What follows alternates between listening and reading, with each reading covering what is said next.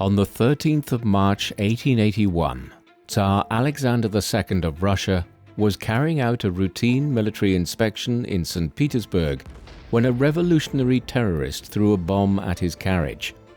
With his legs shattered, the mortally wounded emperor was taken to the Winter Palace, where members of the imperial family hurried to his bedside.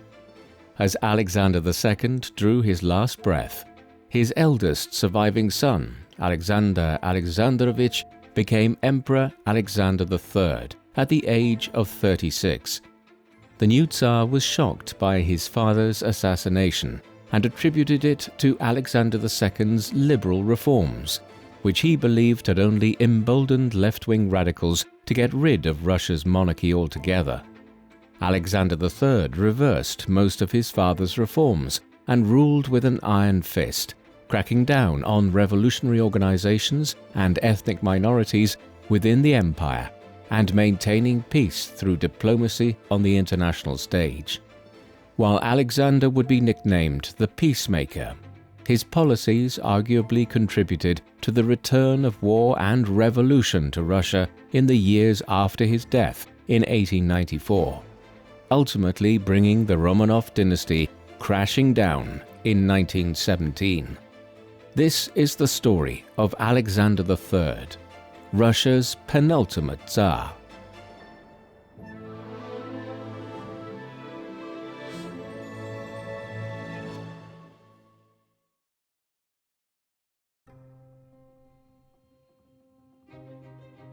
The man known to history as Tsar Alexander III of Russia was born Grand Duke Alexander Alexandrovich of Russia on the 10th of March 1845 at the Anichkov Palace in St. Petersburg.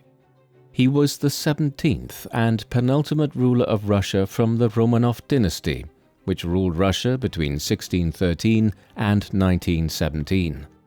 Alexander was the second son of Tsar Alexander II, who ruled from 1855 until his death in 1881. Alexander II is best known for ending Russian serfdom in 1861, one of several liberal reforms introduced during his reign. Alexander's mother was Empress Maria Alexandrovna, a German princess known as Marie of Hesse before her marriage to the future Alexander II in 1840. Alexander II and Maria Alexandrovna had 8 children together, and the future Alexander Alexandrovich was their third child and second son. Russian tsars had married German princesses for several generations, with the result that even though Alexander III physically resembled a bulky, bearded Russian peasant, the Russian blood flowing in his veins was less than 2%. Alexander Alexandrovich was born during the reign of his grandfather Tsar Nicholas I, who came to the throne in 1825 during a succession crisis. When Alexander I died unexpectedly in December 1825, his next eldest brother Constantine was the official heir. Unbeknownst to all but a few courtiers, Constantine had renounced the succession and preferred to remain in Warsaw as Viceroy of Poland. After Constantine confirmed his renunciation, Nicholas reluctantly agreed to become Tsar. A small group of liberal-minded officers who had been plotting against the late Alexander I took advantage of the confusion to stage a demonstration in St. Petersburg's Senate Square, claiming that Nicholas had usurped Constantine. After a tense standoff, the officers and men who refused to swear an oath to Nicholas were dispersed by artillery and cavalry, marking a bloody start to Nicholas's reign. While the Decembrist uprising resembled the many palace coups that had taken place in Russia over the previous century, the idealistic notions of the Decembrist leaders made them precursors of the revolutionary activity later in the century. The first Tsar Nicholas's reign was characterized by autocratic reaction, exemplified by Minister of Education Sergei Uvarov's formula, orthodoxy, autocracy, nationality. On the international stage, Russian foreign policy was closely aligned with Austrian Chancellor Clemens von Metternich's determination to crack down on revolution in Europe. After Emperor Ferdinand of Austria's abdication and Metternich's removal from office during the revolutions of 1848, Tsar Nicholas mobilized Russian troops in 1849 to help the Austrians defeat a revolution in Hungary. Alexander Alexandrovich, nicknamed Sasha, was the third in line to the throne behind his father Alexander Nikolaevich and his elder brother Nikolai, known to the family as Nixa. Sasha and Nixa were only 18 months apart and spent their earliest years together at the Winter Palace in St. Petersburg and the imperial complex of Tsarskoye Selo outside the capital. They began military training at an early age from General Nikolai Zinoviev, who was appointed as their guardian in 1849 and supervised their physical exercises and firing of rifles and miniature cannon. The boys were taught to read and write by their governess Vera Skripnitsina, who had previously led the Smolny Institute for Noble Girls. Upon his 7th birthday in March 1852, he was appointed ensign in a Guards regiment, beginning his progress up the military ranks. In 1853, the distinguished academic Professor Yakov Grot was appointed to tutor Nixa and Sasha in Russian, German, and geography and history, supported by a team of other tutors lecturing in Bible studies, English and French language, writing, drawing, military drill, fencing, and music. Grot discovered that while Nixa was a natural student, Sasha was more troublesome. The latter struggled with reading and writing and preferred tales from Russian history. A new chapter of Russian history was being written in late 1853 after the outbreak of the Crimean War. While Russian forces enjoyed initial success against the Ottoman Empire in the Balkan Principalities, France and Britain joined the war alongside the Ottomans in 1854 and targeted the Crimean port of Sevastopol, the base of the Russian Black Sea Fleet.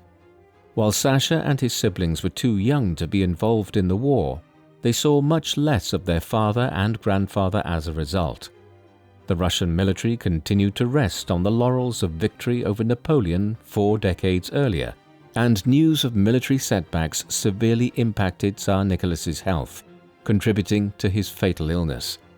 Shortly before the Tsar's death on the 2nd of March 1855 at the age of 58, Sasha and his brothers were called to his bedside to bid farewell. Sasha's father was now Tsar Alexander II, and his brother became Tsarevich Nikolai, heir to the throne. In her memoirs, Lady-in-Waiting Anna Tchotcheva reported Nixa telling his brothers that he regretted being too young to help their father govern the empire. Sasha replied, "It is not that you are too young, but that you are too stupid," a sentiment that their younger brother Alexei echoed. The playful banter caused a fight among the brothers, which had to be broken up by their tutors. The new Tsar was initially determined to continue the war, but sued for peace after the fall of Sevastopol in September 1855, resulting in the Treaty of Paris of March 1856. This coincided with the end of print censorship and an amnesty for the surviving Decembrist leaders who had been exiled to Siberia. These measures signaled Alexander II's intention of pursuing a more liberal policy to his father. Empress Maria Alexandrovna insisted that her eldest son and heir received a liberal education to prepare him for the throne. In December 1856, the writer and diplomat Vladimir Titov was appointed principal tutor to the imperial princes. Professor Grot was critical of Titov's decision to establish separate courses for Nixa and the younger princes, observing that the late Tsar Nicholas had come to the throne unprepared. His protests were ignored, and the younger princes not only received different lessons, but had less distinguished tutors. Tsar Alexander ensured that his sons would have a cultural education with regular visits to the Hermitage Museum, the Imperial Public Library, alongside a packed calendar of social events including balls, celebrations, and religious ceremonies. Titov was dismissed in 1858 after complaining that there was too much military influence in the boy's upbringing. He was replaced by August Theodor von Grimm, a German who saw no need to teach the younger Grand Dukes Russian history or literature. Under Grimm's instructions, the princes were to converse in French, German or English, and were penalized for speaking Russian. His influence forced the resignation of General Zinoviev and Professor Grot, both of whom had been well regarded by Sasha. In September 1859, Nixa came of age upon his 16th birthday. While Sasha was blessed with a strong constitution, his elder brother's health was more delicate. Nixa's health issues were compounded after falling off his horse in August 1860. The spinal injury he suffered caused him to collapse the following spring while playing with his 4-year-old brother Sergei, but the doctors misdiagnosed his ailment as rheumatism and found little cause for concern. Meanwhile, Sasha and his younger brother Vladimir experienced yet another overhaul in their education in late 1860, as Grimm was dismissed and Russian literature was reintroduced to the curriculum. Following Zinoviev's departure, Sasha and his younger brother's military education was entrusted to Count Boris Pierovsky. Sasha remained a poor student and was particularly irritated by his continued instruction in foreign languages. He continued to prefer Russian history, and he was thrilled to visit and receive guided tours of important historical sites during a trip to Moscow in 1861. While Sasha had joined his family on several holidays on the Baltic coast, in summer 1862 he visited Warsaw as his father's representative at a time of renewed Polish nationalism encouraged by Alexander II's liberalism. Following the trip, Sasha was appointed as one of the Tsar's adjutants, enabling him to spend more time with his father. The visit to Warsaw failed to prevent a Polish uprising in 1863, which prompted the Tsar to send Nixa on a 4-month tour of the empire to familiarize himself with the Russian lands and encourage patriotic sentiment. In March 1861, 6 years after coming to the throne, Alexander II issued his Emancipation Manifesto to end Russian serfdom. The announcement was celebrated widely throughout the empire, and the writer Alexander Herzen even praised the Tsar liberator from exile in London. The optimism dissipated when the conditions of the emancipation came to light. The liberated serfs did not own their land, but had to buy it back from the government by paying redemption dues over a 49-year term.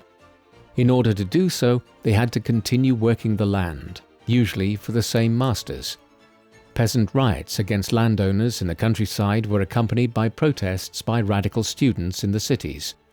For Tsar Alexander, the emancipation of the serfs was the first and essential step in an ambitious program to reform Russian society, economy, and military organization. He hoped that he would be aided by his son and heir, Tsarevich Nikolai, but Nixa continued to struggle with his health. In 1864, he left Russia on a foreign trip for the ostensible purpose of seeking a bride, but also to restore his health in warmer climes. In late summer, he was well enough to visit Copenhagen, where he proposed to Princess Dagmar, the second daughter of King Christian IX of Denmark. When Nixa moved on to the German city of Darmstadt, he found his parents and brothers, Sasha, Vladimir, and Alexei, waiting for him. This was Sasha's first visit abroad, and he had awkward interactions with foreign dignitaries. After obtaining the blessing of his parents, Nixa returned to Copenhagen and was formally betrothed to Dagmar. Nixa spent the winter with his mother in Nice, where his health continued to fade. But it was only after he suffered a stroke in April that the seriousness of his condition became clear. Sasha was already en route to spend Easter with his brother, but after receiving news of the stroke, the Tsar hurried to southern France, as did Princess Dagmar. On the 22nd and 23rd of April, Sasha and Dagmar were at Nixa's bedside, each of them holding one of his hands. Shortly past the stroke of midnight on the 24th of April 1865, Tsarevich Nikolai Alexandrovich of Russia died at the age of 21.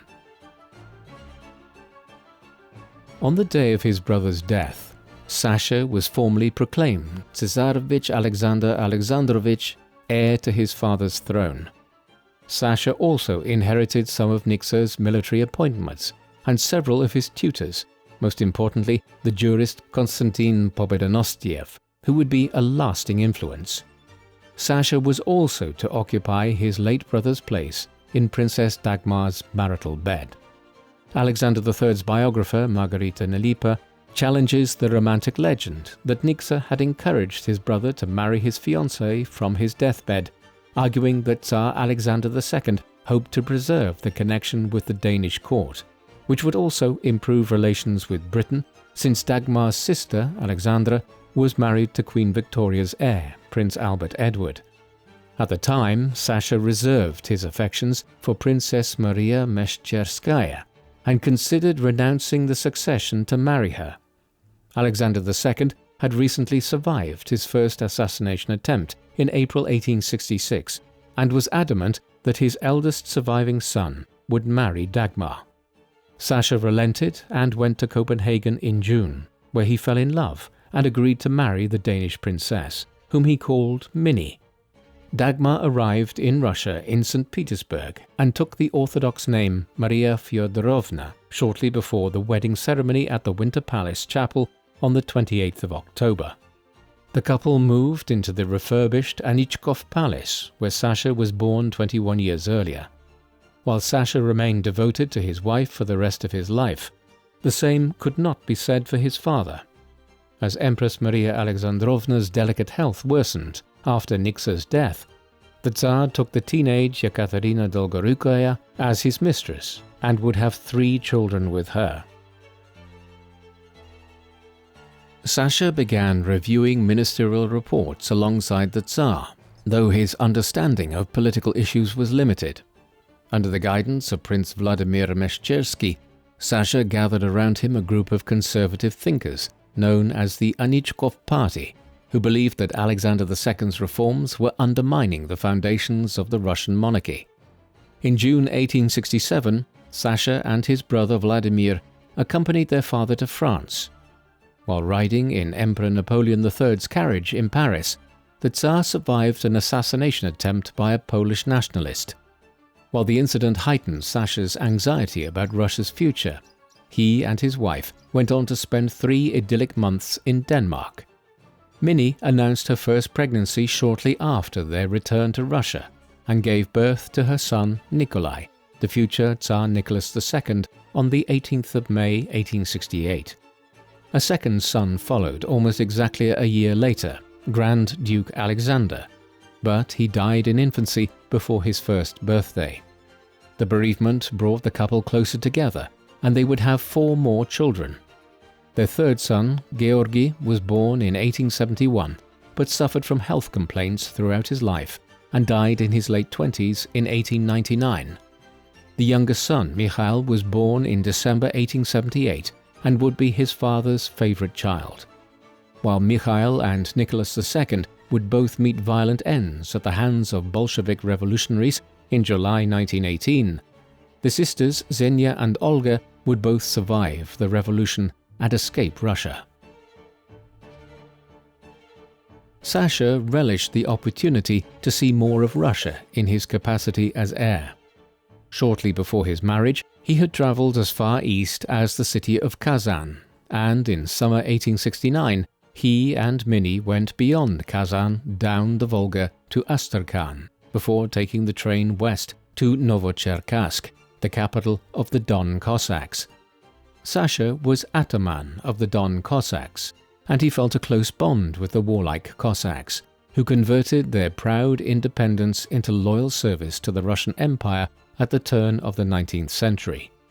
While in the Crimea, Sasha was given a poignant tour of the fortifications by General Eduard Totleben, the military engineer who had coordinated the defense of Sevastopol.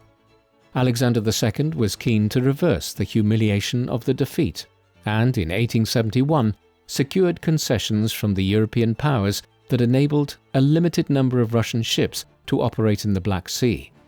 Sasha welcomed these developments and hoped that Russia could re-establish itself on the international stage through diplomacy. In June 1873, the Tsarevich and his wife accompanied Alexander II on a visit to England. Despite a cold reception from Queen Victoria, Sasha enjoyed his visit and was pleased to be reacquainted with his brother-in-law, the Prince of Wales. The links between British and Russian royalty were further strengthened in January 1874, when Sasha's younger sister, Grand Duchess Maria Alexandrovna, married Queen Victoria's son, Prince Alfred, Duke of Edinburgh. Alexander II's diplomacy with the European powers paid off when Russia was given a free hand to go to war against the Ottoman Empire in April 1877, after Ottoman atrocities against Bulgarians, Serbs, Greeks and other Orthodox communities in the Balkans in 1876. As the Russian army advanced in the Balkans and the Caucasus, the future Alexander III now held the rank of lieutenant general and was given command of a guard corps near the town of Rushchuk on the Danube. Although he received extensive military training, the Tsarevich's lack of experience on the field meant that he had limited authority.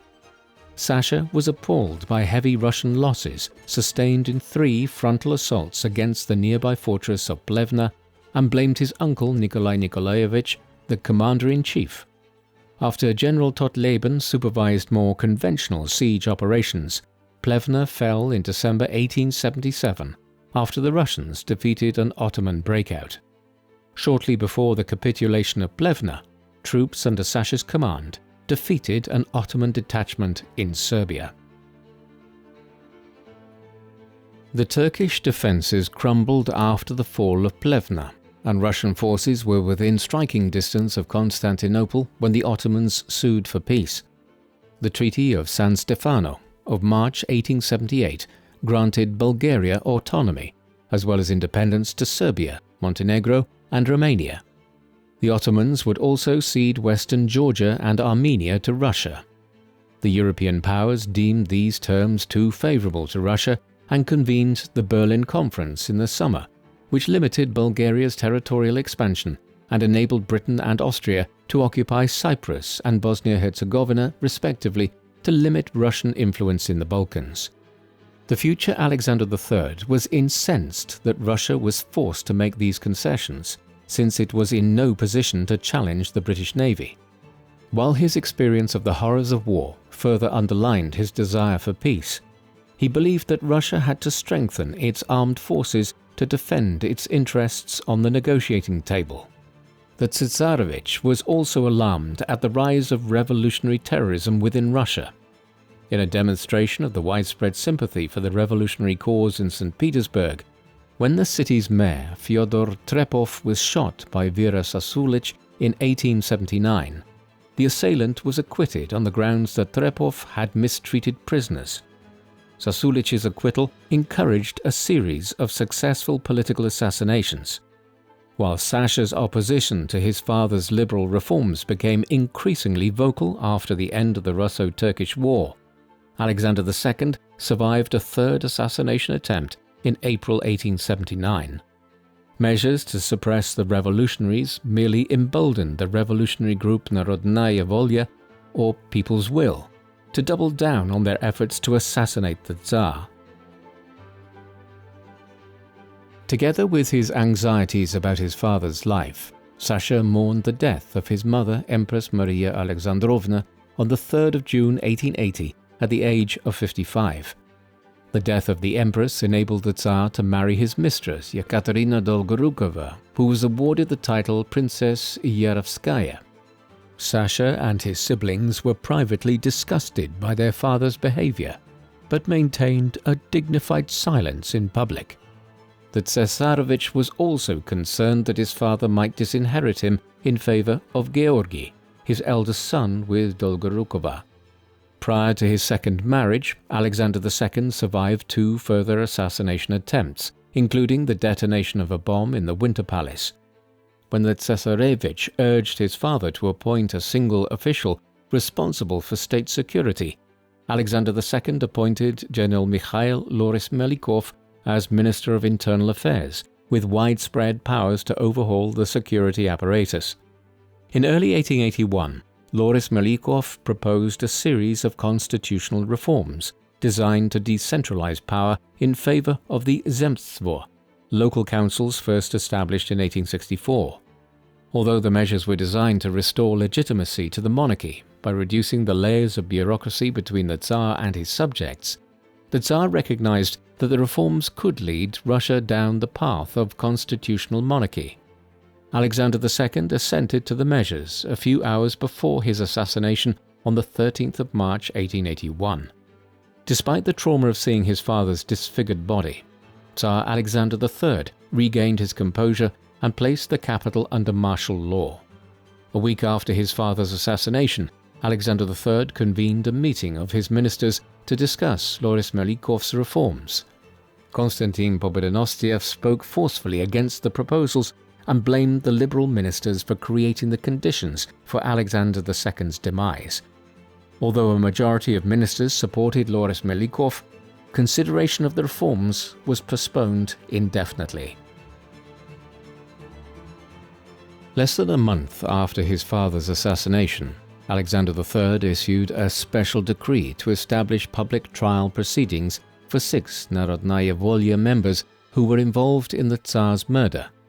All 6 pled guilty and were sentenced to death, though the pregnant factory worker Gestia Gelfman had her sentence deferred and later died of complications in childbirth. The other 5 were publicly hanged on the 15th of April, but surviving leaders of the organization continued to threaten Alexander III with his father's fate. The new Tsar was not prepared to compromise with the revolutionaries, and on the 11th of May 1881, he issued his Manifesto on Unshakable Autocracy, in which he affirmed his faith in the strength and rightness of autocratic power, and desired that the foul treason which shames the Russian land be uprooted. This document, which served as the guiding principles of Alexander III's reign, was likely written by Konstantin Pobedonostsev. While Pobedonostev's formal ministerial office was Procurator General of the Holy Synod with responsibility for the administration of the Russian Orthodox Church, his close relationship with the Tsar made him the most influential politician in the country. Pobedonostsev had been privately encouraging the Tsar to dismiss Loris Melikov, and the contents of the manifesto prompted the Interior Minister to resign. His liberal colleagues, Alexander Abaza and Dmitry Milyutin, followed suit by resigning from their offices of Minister of Finance and Minister of War, respectively. The late Tsar's brother, Grand Duke Konstantin Nikolaevich, who had been the leader of the Liberal Party at court, likewise relinquished his political offices. Around this time, the imperial family moved into Gatchina Palace, south of the capital, which became their main residence. This large and austere palace had been the favoured residence of Alexander's great-grandfather, Tsar Paul I, who enjoyed watching his regiments drilling in the large parade ground in front of the building. When Dmitry Milyutin visited the Tsar in Gatchina shortly before his resignation, he observed that the security arrangements meant that the palace has taken on the appearance of a prison. Count Sergei Witte, who served as Minister of Finance at the end of Alexander III's reign, observed in his memoirs that the Tsar maintained a simple lifestyle and always occupied the unpretentious quarters at Anichkov or Gatchina. The Tsar's friend Vladimir Meshchersky was surprised by the austerity of the imperial family's living quarters, which he compared to a modest and well-maintained family home. From his unpretentious study in Gatchina, Alexander III was an autocrat in both word and deed, by rising at 7 in the morning and working on government papers in several stints until 2 in the morning. The Tsar's study was decorated with canvases by the Peredvishniki, a Russian artistic movement that preferred to paint Russian landscapes and scenes from Russian history. Visitors to the Tsar's study also remarked on Konstantin Makovsky's portrait of Konstantin Pobedonostsev. Empress Maria Feodorovna's tastes were more luxurious. The Tsar regularly gifted his wife jewelry on various holidays and celebrations throughout the year. It was a Russian tradition to gift painted eggs during Easter, and in 1885 the Tsar commissioned the St. Petersburg jeweler Peter Karl Fabergé to make an egg for his wife. While the white enamel exterior resembled that of a normal egg, it opened to reveal a golden yolk which contained a small golden hen with ruby eyes, which itself contained a small ruby pendant and replica imperial crown. The empress was delighted by the gift, and Alexander III made it an annual tradition to order a Fabergé. The tradition was continued during the reign of Alexander's son, Nicholas II, with increasingly elaborate eggs. During the first year of his reign, Alexander III issued decrees to crack down on sedition by enabling city mayors, provincial governors and police chiefs to detain suspects and hear their cases behind closed doors. A Tsarist paramilitary militia, known as the Svieshchenaya Družina, or Sacred Brotherhood, was established to target revolutionaries at home and abroad. Although the organization was soon disbanded, its members would become affiliated with notorious militia groups known as the Black Hundreds. Alexander III's accession to the throne also empowered anti-Jewish pogroms against Jewish communities across the Russian Empire, including in the Ukrainian cities of Kiev and Odessa, and Chisinau in Moldova. In 1882, Interior Minister Nikolai Ignatieff introduced measures restricting the civil liberties of the Tsar's Jewish subjects, which encouraged them to emigrate to the United States or join revolutionary organizations. Other ethnic minorities who lived in Russia's sprawling empire were also affected by Alexander III's nationalist policies. While previous Russian rulers had permitted varying degrees of cultural and political economy in non-Russian areas, in September 1885, Alexander introduced the use of the Russian language for official business in the German-speaking Baltic provinces. Similar measures were introduced in Poland and Ukraine to promote the use of Russian in place of Polish and Ukrainian. Alexander III's Russification policies, which were continued under his son Nicholas II, only served to strengthen anti-Russian nationalism on the empire's frontiers. A few weeks after Ignatieff introduced his anti-Semitic measures, he was dismissed from the Ministry of Internal Affairs after proposing a meeting of the Zemsky Sobor, or Assembly of the Land, without authorization from the Tsar. The Zemsky Sobor was an ancient consultative body with representatives from across the country, including aristocrats, merchants, clergy, and even peasants. Almost 3 centuries earlier, Mikhail I was elected the first Romanov Tsar by the Assembly in 1613. Even though the Assembly was rooted in ancient Russian tradition, Alexander and Pobedonostsev feared that it would resemble a Western-style parliament and rejected the idea. Ignatieff was replaced as interior minister by Dmitry Tolstoy, who tightened press censorship and forced several liberal newspapers to cease publication. In December 1882, Tolstoy reorganized the ministry's policing powers to strengthen the Tsarist secret police, known as the Okhrana. This was shortly followed by the establishment of the Third Secretariat of the Police Department responsible for the Tsar's personal security. Since many revolutionaries were university students, in 1884, Alexander's Minister of Education, Ivan Ulyanov, overhauled the public education system by establishing church-based primary schools and restricting the autonomy of universities. Sergei Witte observed that even Pobedonostsev opposed the measure as too reactionary, and the government takeover of the university system led to the dismissal of several distinguished academics. Most notably, the chemist and father of the periodic table, Dmitry Mendeleev, resigned from St. Petersburg University in 1890 after the Ministry of Education refused to consider a student petition he submitted on their behalf.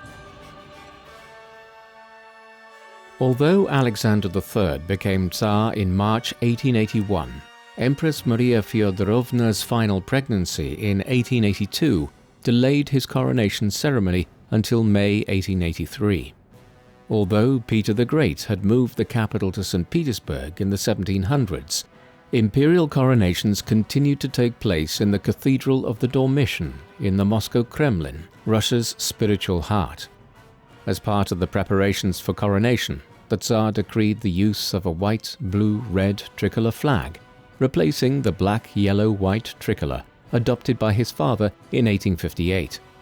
Alexander III's preferred colour scheme was based on the tricolour Peter the Great used for his nascent navy, itself inspired by the Dutch flag. By the late 19th century, the white, blue, red scheme was associated with pan-Slavic movements in Central and Southern Europe, and the colour scheme was formally adopted as Russia's national colours in 1896.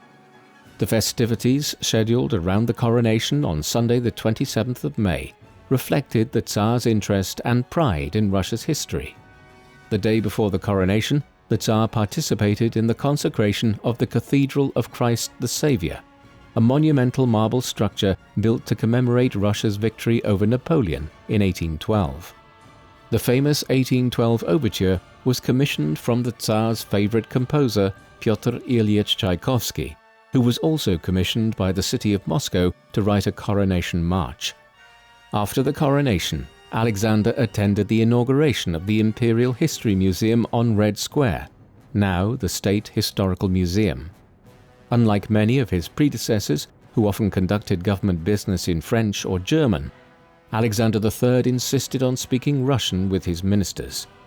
The Tsar championed Russian revival architecture and in 1883 ordered the construction of the Church of the Saviour on spilled blood on the site of his father's assassination. Early in his reign, Alexander III hoped to improve the economic prospects of the peasantry. In 1882, Finance Minister Nikolai Bunga established the Peasant Bank, offering long-term loans at an interest rate of 8% for peasants seeking to buy land. 3 years later, Pobedonostsev persuaded Bunga to establish the Noble Land Bank, which provided credit to aristocrats at a more favorable rate of 4.5%. Although Pobedonosttsev's influence on Alexander III began to wane in the late 1880s, the Tsar shared his belief that the interests of the Russian peasantry were best protected by paternalistic landowners. In 1889, Alexander III reduced the autonomy of rural councils by the introduction of land captains, who were appointed from the nobility. The abuse of power by the land captains encouraged opposition to the government, though the vast majority of peasants remained loyal to the Tsar. Meanwhile, and in spite of the crackdowns by the Ministry of Internal Affairs, a terrorist faction of Narodnaya Volya remained active in St. Petersburg. In March 1887, 6 years after Alexander II's assassination, the authorities uncovered a plot by Narodnaya Volya to assassinate Alexander III while he was on his way to the memorial service commemorating his father's death at the Peter and Paul fortress. One of the leading conspirators was Alexander Ulyanov, a 21-year-old zoology student at St. Petersburg University from the city of Simbirsk on the Volga. Ulyanov and 4 comrades were sentenced to death and hanged on the 20th of May. According to Margarita Nelipa, 3,000 people were detained for revolutionary activity during Alexander III's reign, most of whom were sentenced to Siberian exile or placed under police supervision. Only 20 received capital sentences, but Alexander Ulyanov's fate had profound implications for Russia's future, since it encouraged his younger brother Vladimir to embrace revolutionary ideas. Less than 3 decades after his brother's execution, Vladimir Ulyanov, better known by his pseudonym Lenin, would lead the October Revolution and authorize the killing of Alexander III's son. Amidst continued anxiety over terrorist plots against the Tsar, on the 29th of October 1888, the imperial train derailed at Borky in Ukraine, while the imperial family was returning from a lengthy tour of the Caucasus. The disaster claimed 21 lives, and the Tsar and his family were among the 37 wounded. Despite his injuries, Alexander III was quick to assist recovery efforts and helped his family to get away to safety. Margarita Nelipa quotes a letter from Empress Maria Feodorovna to her brother King George of Greece to dispel the myth that the Tsar held up the roof of the collapsed carriage on his back to enable the injured to escape. Although the incident was initially suspected of being an act of terrorism, an investigation into the matter determined that the derailment had been caused by a lack of safety precautions. One of the experts who gave evidence was Sergei Witte, a railroad operator of over 20 years' experience. The following year, Witte was appointed Director of Railway Affairs within the Finance Ministry and introduced regulations to improve safety on the rapidly expanding railroad network. Witte was also instrumental in the completion of the Trans-Siberian Railway. Alexander III had been convinced of the strategic necessity to build a railway line across Siberia, linking European Russia to the Pacific coast, and sections of the line were built in stages from the 1880s. In late 1890, the Tsar sent his 21-year-old son Tsarevich Nikolai on an eastern tour, and in May 1891, the future Nicholas II attended a dedication ceremony to mark the construction of the new railway line from Vladivostok. St. Petersburg was connected to Vladivostok in 1903 after Russia secured concessions to build a line through Manchuria, although the longer line running through Russian territory was not completed until 1916. The expansion of the railway network was one example of the rapid industrialization of the Russian economy during Alexander III's reign. Witte had been an effective administrator and was appointed Minister of Finance in 1892 and would remain in post for over a decade. Witte continued his predecessor Ivan Vishnegradsky's policy of balancing the budget by increasing export duties and levying additional taxes on the peasantry, even though this exacerbated the famine of 1891–92. The rapid growth of the Russian economy under Witte's direction fueled optimism for the future of the Russian Empire and its imperial family. Much of the investment capital that fueled Russia's industrial expansion came from France.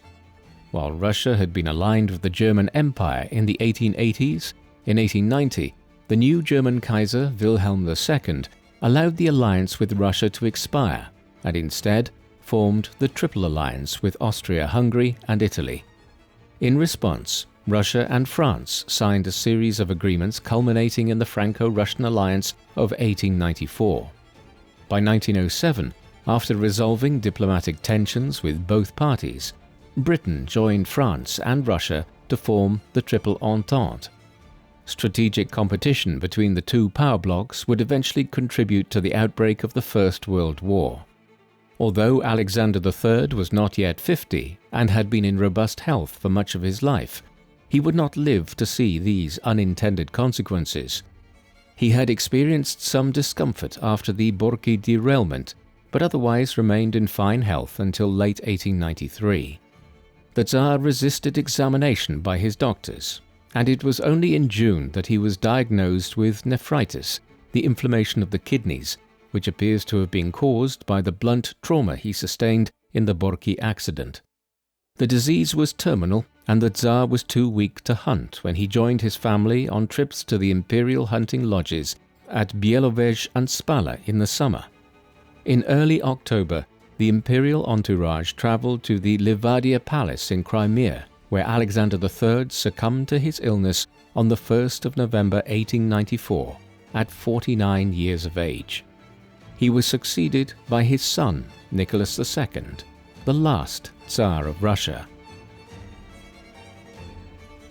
Alexander III spent his childhood and youth in the shadow of his elder brother Niksar, who had been expected to inherit the throne until his premature death in 1865. As heir to the throne, Alexander respected his father, but often opposed his liberal policies, which he hastily reversed after Alexander II's assassination in 1881. During Alexander III's 13-year reign, Russia remained at peace, its economy grew rapidly, and revolutionary terrorism appeared under control. The epithet Alexander the Peacemaker appears appropriate in light of the events during the reign of his son Nicholas II, including Russia's humiliating defeat in the Russo-Japanese War, the Revolution of 1905, which almost toppled the Tsar, and the First World War, that led to the fall of the Romanovs in 1917. However, the historian Orlando Figes has argued that Alexander III's policies made revolution more likely by fueling resentment against the empire among the peasantry and ethnic minorities. Russia's rapid industrialization and poor working conditions in factories facilitated the spread of socialist and communist ideas among former peasants. By continuing his father's policies, while lacking his capacity to instill both fear and respect among his subjects, Nicholas II enabled the revolutionaries to emerge from the underground. What do you think of Alexander III? Was he an effective ruler who could have saved Russia from ruin had he lived longer? Or did his policies contribute to the empire's instability after his death? Please let us know in the comment section, and in the meantime, thank you very much for watching.